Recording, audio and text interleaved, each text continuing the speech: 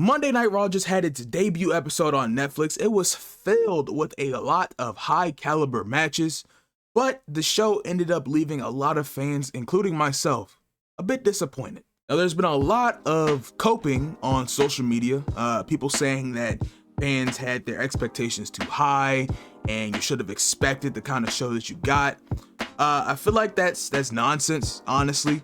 The way WWE has been promoting this entire move to Netflix has been very get your hopes up. It's gonna be a good one.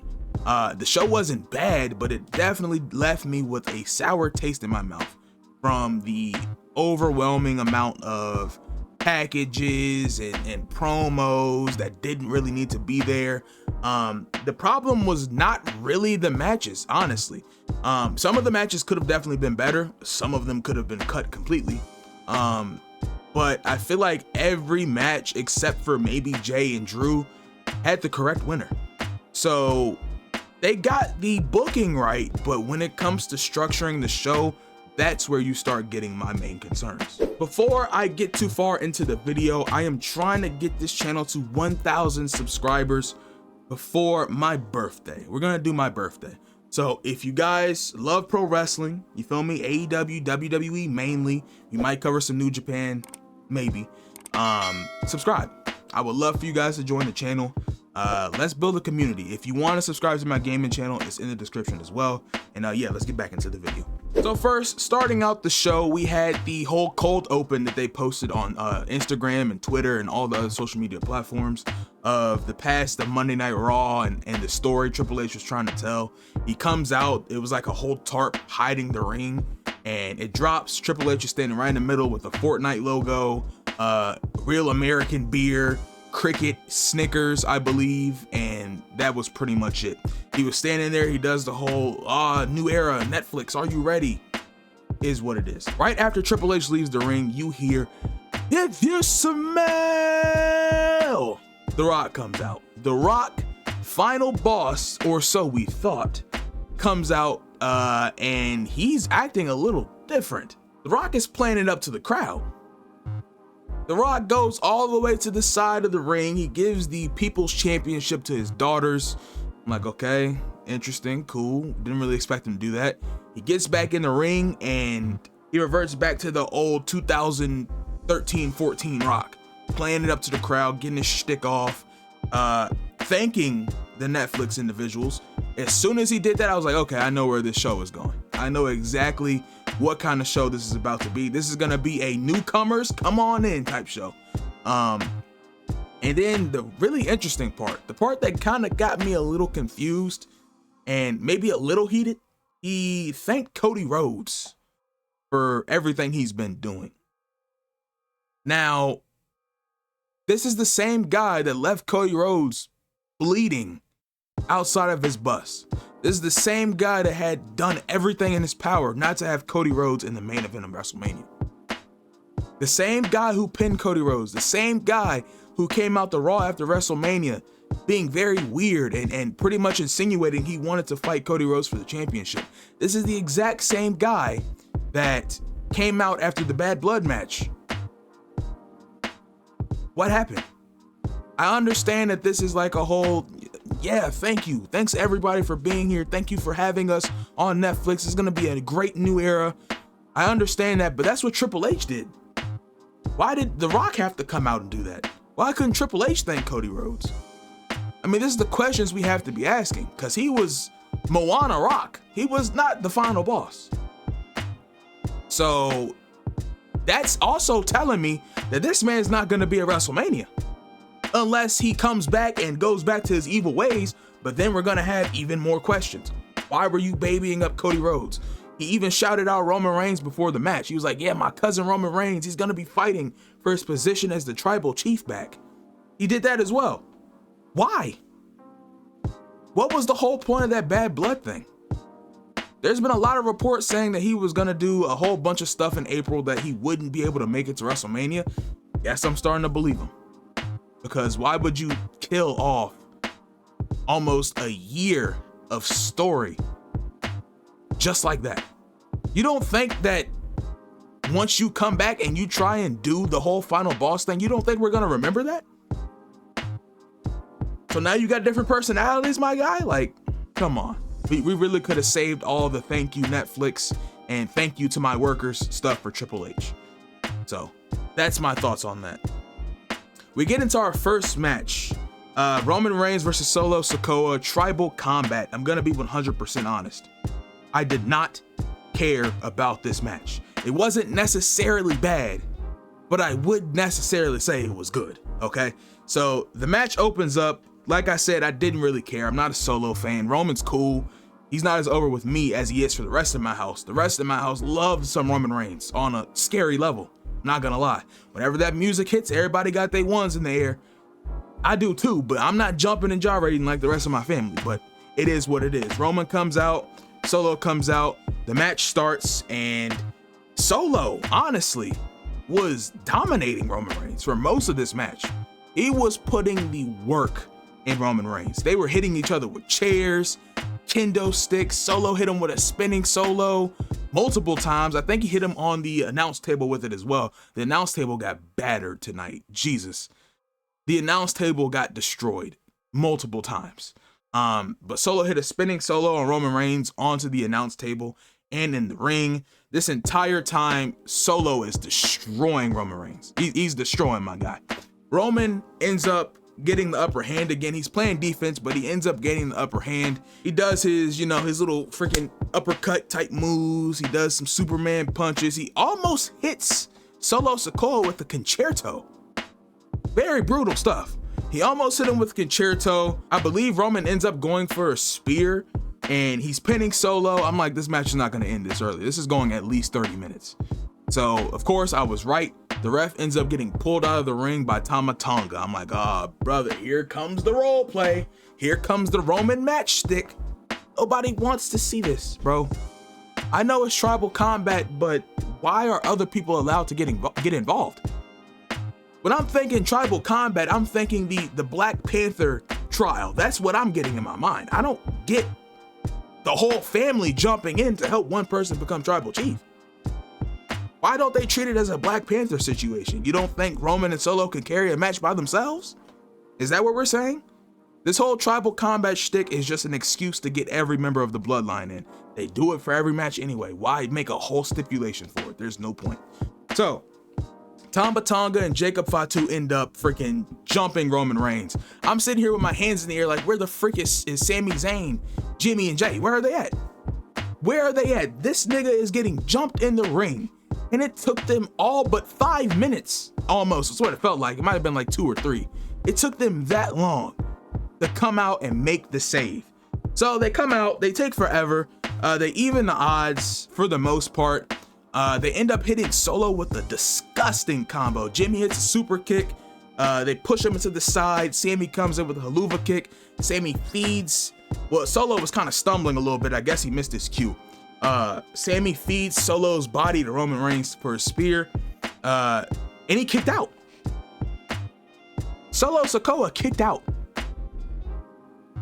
So they're playing it up that both Roman and Solo were kicking out of everything in this match. It was crazy.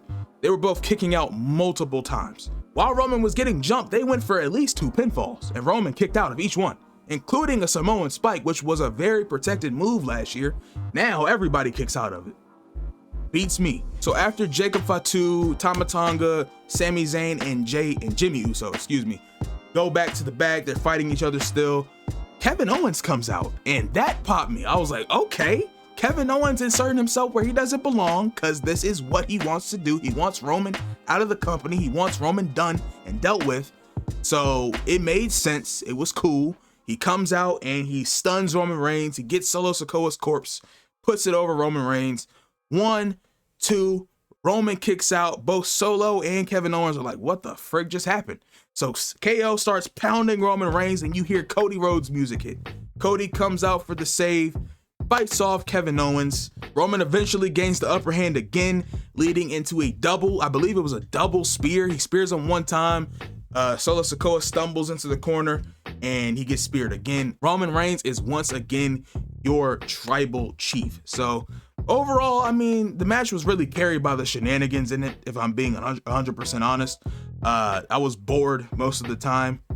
I'm just not a Solo Sikoa fan. The man just bores me to death. He's improving. I'm not gonna sit here and lie. And I'm not trying to just bash companies and bash wrestlers. I'm just telling you guys my fan experience. So I did not necessarily enjoy this match as, for example, my family did. They really loved this match. I was kind of sitting there. I'm like, all right, bro, where's CM Punk and Seth Rollins? That's what I want to see. So the next segment, John Cena comes out. I did not expect him to come out this early. John Cena comes out, and of course, he's doing the whole, you can't see me shtick. He does his freaking hat and emotes. Then he starts talking. Okay? He starts talking about number 17. Is John Cena gonna chase number 17? Initially, he's like, I don't think it's possible. I don't think I should, and I don't think I have a shot in going after number 17.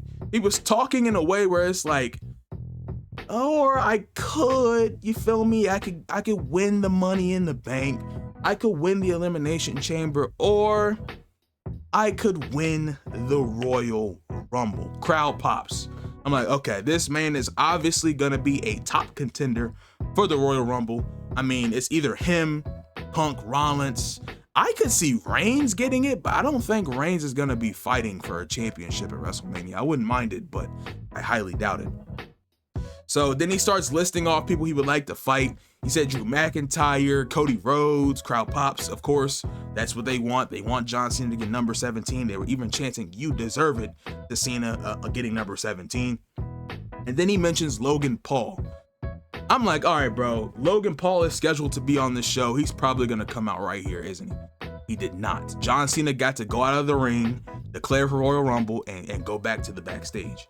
Very next segment, Logan Paul video package. I'm like, okay, so there it is. There is definitely a reason they queued that video package as soon as John Cena got out of the ring. They're fighting some point in this entire John Cena last run. John Cena and Logan Paul will cross paths, probably at like Backlash or something. I don't think that's a WrestleMania match. I think if John Cena is doing anything at WrestleMania, it needs to be for the title or against Randy Orton or CM Punk, in my opinion. The next match, man, Liv Morgan versus Rhea Ripley. If you know me, you know I'm just ready for the storyline to end, bro. I'm very done with the whole Liv Morgan title reign because it's really just Liv Morgan holding the title warm for Rhea Ripley. That's all it was. The entire story around Liv Morgan's title reign was, when is Rhea Ripley getting this title back? That's the entire storyline. It was horrible. Liv Morgan's booking ever since she beat Becky Lynch for the title has been absolutely horrible. It really has. And I feel like we need to talk about that more, because there's no reason why Nia Jax's booking with the WWE Women's title was 25 times better, and even that was kind of mid. There is no reason why Nia Jax's title reign was just way better. Why couldn't it be equal? Why couldn't they both be equally as good? At least Nia Jax had great wrestling matches. Liv Morgan had stinkers with Zelina Vega, I believe. Did she fight Zelina Vega for the title? I don't remember. She fought Io Sky, and that was a solid match, I won't lie. She fought Rhea Ripley a million times, and the same result. And then finally tonight, we put an end to the horrible reign. The match was okay. It was okay. I'm not gonna sit here and call it bad. It was all right for what it was. It's nothing compared to their SummerSlam match, in my opinion. So, of course, Rhea Ripley starts the match dominating. Absolutely dominating, as she should. The match should have been over as soon as she hit the first Riptide. I'm not gonna lie. But she hit the first Riptide, and Liv Morgan kicked out. Now, correct me if I'm wrong, but this is the first time the Riptide has been kicked out since she came to the main roster, I believe. I don't think it's ever been kicked out of. I might be wrong. I didn't really watch most of her NXT stuff. And some of the main roster stuff, I didn't really care about Rhea Ripley until Judgment Day. I'm not gonna lie. So correct me if I'm wrong, but I believe that's the first time anybody's kicked out of that. Unless Becky Lynch did at Mania. I don't remember at all. But she kicked out. The shenanigans begin. Raquel Rodriguez as well as Dominic Mysterio is on the outside supporting Liv Morgan, so I knew it was only a matter of time before I started wanting to fast forward the show, even though it was impossible. I hate the current iteration of Judgment Day. The Judgment Day is the most dead it has ever been. There's not a single interesting character in the Judgment Day, and I will fight y'all on that one. Even Finn Balor is not interesting to me right now. He's not. They're fumbling the bag with Judgment Day because they're killing off the group too fast. Why do we have to kick Damian Priest and Rhea Ripley out the same night? They were the lifeblood of Judgment Day. We kicked them both out on the same night. Just for Damian Priest to be struggling right now and me not really having a spot for him on my WrestleMania card. I feel like they should have waited a little bit longer before they kicked them both out of the group, because the group is just break them up at this point. I don't care. I really do not care. So the shenanigans occur. Rhea finally takes out Raquel Rodriguez. She hits 2 riptides on Liv Morgan, gets the win. Finally. Caught and compromised to a permanent end. Liv Morgan is no longer your women's world champion. God is so freaking good. To all the bums who have been coping for Liv's title reign, please get your head out of the toilet. I beg of you. It's been horrible, and it's not Liv's fault. I keep telling y'all, it's not all Liv's fault. She's not booking the show. She's just wrestling. It's not her fault she's only fighting Rhea Ripley and 2 other people. If anything, like I said, this is a Triple H shot. If anything, book the women better. And I hope Rhea Ripley being champion is better than her first reign. I really do, because Lord Jesus, that was not good either. And even that was better than Liv's title reign. So we need to get our head out of our anus, Papa H. No offense, but it's getting repetitive. It's getting very bad. Come up with better stories for these women, please. After the match, Dominic Mysterio tries to pander to Rhea Ripley. I'm assuming it's going to cause some problems in the Judgment Day. He tries to pander to Rhea Ripley. He gets kicked in the nuts and then hit with a riptide. Cool, I don't care. Pop the crowd. It didn't pop me. I did not care whatsoever. And as Rhea's walking up to the Titantron, you hear Undertaker's gong. Now, that was like the first time in like 40 minutes that I got on my feet. It was the first time since KO came and stunned Roman Reigns that I got up on my feet in shock. What the frick is Undertaker doing in a women's segment? I'm like, what the frick was this? He comes out on the motorcycle. He gives Rhea Ripley the nod of approval. He does a little arm raise with her. Cool moment for Rhea Ripley, I assume. She said she didn't know it was going to happen, so had to be a cool moment for her. Undertaker is a very big name in the industry, and having him give you a sign of approval, it's pretty big. Just ask John Cena. So there's that. So that's over. Thank God. The freaking women's division is on an uprise. We have Tiffany Stratton as the women's champion. That's fine with me. I wish it was Naomi, but it's fine with me.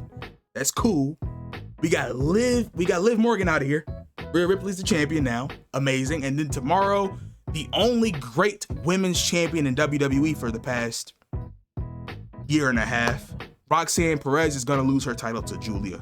I think that's going to happen. I think she's losing to Julia at New Year's Evil. But Roxanne has been killing it. Roxanne's booking as champion has been better than both Nia Jax and Liv Morgan's championship reigns combined. Easy. She's been low-key carrying the brand with a lot of shooters. There's a lot of shooters on NXT. A lot of shooters. And Roxanne Perez has been putting on her best work possible. Shout out to her. Amazing booking by my GOAT, Shawn Michaels, because what the frick is freaking Triple H doing? What is he doing? God, women's wrestling is in a horrible state because these bookers don't know what they're doing. It's not that hard, bro. It's not that hard. Tony Khan and Triple H, it's not that hard. Tony Khan is a freaking fraud too. Book the women better, please. I need to relax. It's 5 a.m. I need to relax. All right, next. Travis Scott. This was a surprise. I did not expect him to come out. He comes out to Fiend, and I'm thinking, finally, Jey Uso's coming out to Fiend, a theme that matches him so perfectly. But it cuts out as soon as Jey comes out. But Travis Scott, he was smoking weed. that thug? That freaking thug was smoking weed on my precious Fed television. Just playing. It's a joke, please. Relax. But he was smoking weed out there, bruh.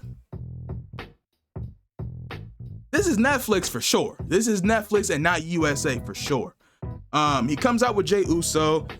Jey does his whole yeet thing. That pops me. I love it. That's like the only bloodline thing besides Jacob Fatu and The Rock and maybe a little bit of Roman Reigns. That's like the only bloodline thing that gets me excited is Jey Uso's entrance. Amazing. Drew versus Jey. This match sucked. And I don't want to say it's the performer's fault, but what the frick was that? What was that? Drew McIntyre is great. He's amazing. He carried this match to a 2-star. He carried this match. Jey Uso's good when he wants to be, but I don't think they were given the time, and I really don't think they're good dance partners, to be honest. Drew McIntyre was dominant the entire match. The entire match, Drew was destroying Jey Uso. Jey eventually makes like a valiant little comeback, but he still gets overpowered. He's like falling out, fainting in the middle of the map. Drew tries to hit a Claymore, and right before he hits it, Jey passes out. I'm like, all right, bro. Here comes some role play. I smell it coming. He goes for another Claymore. Right before he hits it, Jey rolls him up. 1, 2, 3. What? Why are we beating Drew McIntyre? Drew McIntyre should not be losing at all. Am I missing something? This man just came out of a hot feud with CM Punk where he bit the bullet. And you can't let this man beat Jey Uso? He beat Sami Zayn twice. Why can't he beat Jey Uso? We want gold on Big Drew in 2025. We don't want him losing to Jey. This is not it. This is not it. Drew McIntyre is going to kill some Bloodline members. He's going to kill some Bloodline members. Simple. If Roman is moving to Raw, they're going to have to put Drew over on SmackDown. Because he's going to kill somebody. You don't want him killing your biggest star. Get him the frick over there. I believe he's going to SmackDown anyway. Honestly. I believe Gunther is going to SmackDown as well. There's no way that freaking Netflix doesn't want Cody. And we barely saw Gunther on the show. We just saw him in a promo package. The world champion of the brand was in a promo package. Interesting. Very interesting. So I feel like they're going to switch brands. But they could just have them float both shows. It really doesn't matter. Next, we have... Okay, so the Roman and Paul backstage segment. Paul was like, when do you want to announce that you're the tribal chief again? Roman says January 27th, which I believe is the go home. Yeah, that's the go home show for Royal Rumble. So he makes that the date for when he wants to come out and announce himself as tribal chief. And they go into a room. The door closes and WWE 2K25. The logo is right on the door and the crowd pops. I'm like, bro, it's the same game every freaking year with minor tweaks, bro. It's not that big a deal, please. For the love of God. So the next segment, we pan out the crowd. I'm like, okay, somebody's about to walk out. I know that a certain someone was scheduled to be here. So I'm like, all right, is this gonna be him? And indeed it was. You hear dun dun dun dun dun dun dun dun. I am a real American. I got booed out the freaking building. Hulk Hogan comes out. And I'm like, oh, here comes this racist prick, bro. And at first, the crowd scared me. They scared me. They popped. They're like, oh. And then they were like, wait a minute. We don't like this nigga. He's racist. He's racist. He doesn't like us. Then they finally start booing him. I don't even know what the frick he was saying. I was just laughing because he was getting booed. I think he was talking about his Real American beer being a sponsor for WWE. He genuinely looks shell-shocked. He looked like The Rock was when he was holding up Roman's arm, like years ago, honestly, at this point. He looked like The Rock when he was getting booed. He was like, what? These niggas booing me? What? I didn't think that was possible. Yes, they were booing this man out of the freaking building, and thank God they were. Because if they cheered him, I would have a big problem. LA, y'all did your dues. Good job. Boo that racist prick out of the building. I saw a tweet or a post earlier, and I'm gonna throw it up on the screen right here. It was like AEW signing Ric Flair and WWE signing Hulk Hogan in 2025. Hilarious tweet. Gotta be the tweet of the year so far. So yeah, there's that. So next, we have what I've been waiting for. Seth Rollins versus CM Punkski. Now, I would say at first I was like, yeah, this match is, I'm gonna give you a Dave Meltzer cornball mark rating. At first I was like, oh, this is a 4-star. It's a nice little 4-star. Now, after watching it back, I would give it a 3.75. 3.75. That's as low as I'm gonna go. It was definitely a starter match. This is a start of the feud match. You can tell. They started off stiff. Them boys were forearming, smacking, punching, like they really hate each other, bro. Them niggas don't like each other one bit. And I love it. They conveyed it so perfectly in their match. The ref starts losing control, and Seth is like, man, just let me do what I gotta do. Let me beat him down. You don't want him in the company. I don't want him to come. Let me kill him. And I could have sworn that the referee said, take it to AEW. I thought that's what he said. I thought he said, take it to AEW. Then I'm like, what he say? I didn't rewind it. I thought he said, let's take it to AEW. I thought that's what he said, but apparently that's not what he said. Punk eventually goes for a springboard, and he landed like so freaking awkward. I thought he had broke something, because we know Punk. Shout out to Punk, one of my favorites, but at this point, at his age, you gotta be careful, bro. You can't just be jumping from high places, Unk. Be careful. We don't want you out again. Please be careful. That scared me. I was like, oh man, don't tell me this nigga's injured, because he landed nasty, and it took him a little while to get back up. So I was like, oh, brother. Ugh. Then the shenanigans in this match, which takes the rating down a little bit for me, begins. All right. Seth Rollins hits a GTS. He hit a GTS, and it low-key looked pretty good. It looked pretty freaking good. Punk rolled out. After Punk rolls out, Seth goes out. He started talking his trash. How much he doesn't like Punk, how much he didn't want Punk here. He starts getting the crowd to sing his song. See, they're singing my song. They're singing my song. This is not your house. This is my house. And I'm like, all right, you're going to get yourself killed, buddy. You got to be careful. You can't give Punk an opportunity. He's going to claw your eyeball out, bite you on the arm, and freaking strangle you. Be careful. Be very careful, Seth Rollins. So they get into the ring. Punk ends up hitting Seth with a curb stomp. So they're trading moves now. He hits Seth with a curb stomp. Seth hits another GTS, which was very interesting. Seth ends up hitting a pedigree on the announce table, which hurts his knee. And then he hits a pedigree inside the ring. Punk keeps kicking out. It's crazy. They kept kicking out of finishers. They kept kicking out of finishers over and over again. That's another reason the match is not as high. Low-key, I might go 3.5. I don't know. So they're trading moves, and eventually, I was very surprised to see this, and I was kind of scared at the same time. Seth Rollins hit CM Punk with a buckle bomb, and he landed nasty. We know the tricep issues with CM Punk.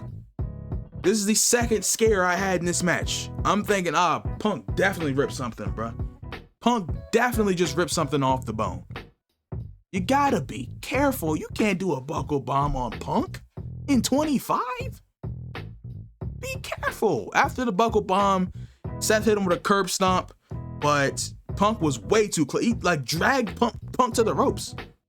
I'm like, bro, what are you doing? You're not gonna get the win like that. Punk, of course, puts his leg up on the rope and breaks the pin. Then they eventually move to the top rope. The stiff shots come back. Them boys start smacking each other hard. And it leads to Seth Rollins going for his Falcon Arrow combo. As soon as he hits the superplex, he goes up for the Falcon Arrow. Punk reverses it into a GTS. And then Seth kind of hobbles back, hits the rope, falls, and is right back on CM Punk's arm. And Punk hits him with another nasty, emphatic, match-ending GTS. 1, 2, 3. The match ended in finisher spam, but low-key, it was good finisher spam. It wasn't like Drew and Seth at WrestleMania. It wasn't a Goldberg match. It was a good finisher span match, which is why I gave it a 3.5 now. Was not bad at all. I don't know what people are on. 3.5 is not a bad rating. Meltzer got y'all brains cooked. So this was cool. This was definitely an opening to heel Seth. Heel Seth is going to be amazing. I'm ready for that. Heel Seth, Drew McIntyre, who also took a loss, they're aligning. They're aligning 100%. Seth is joining the dark side, and I can see Kevin Owens joining the dark side as well.